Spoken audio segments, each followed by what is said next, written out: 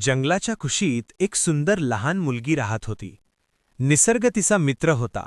झाडांची सळसळ, पक्ष्यांचे गाणे आणि रात्री चमचमणारे काजवे. एका संध्याकाळी तिला एक काजवा दिसला. त्याचा मंद प्रकाश पाहून ती भारावून गेली. कुतूहलाने ती त्याच्या मागे चालू लागली. चालता चालता पळू लागली आणि नकळत खूप लांब निघून गेली. क्षणातच अंधार दाटला. ओळखीचा जंगलाचा रस्ता हरवला. मुलगी घाबरली, डोळ्यात पाणी आले. तेवढ्यात झुडपांतून एक वाघ समोर आला. त्याला पाहताच तिचे हृदय दडपले. ती थरथर कापू लागली. पण तो वाघ वेगळाच होता. त्याच्या डोळ्यात क्रौर्य नव्हते तर माया होती.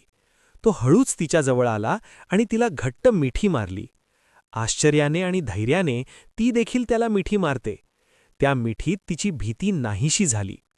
वाघ तिला आपल्या पाठीवर बसवतो आणि जंगलातून बाहेर पडतो.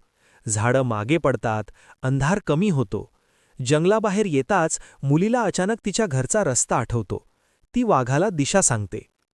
तिच्या सांगण्याप्रमाणे वाघ तिला सुरक्षितपणे घरी सोडतो. घर दिसताच तिच्या चेहऱ्यावर आनंद फुलतो. जाण्याआधी दोघे एकमेकांना पुन्हा मिठी मारतात. मौनातच कृतज्ञतेचा आणि मैत्रीचा निरोप घेतात.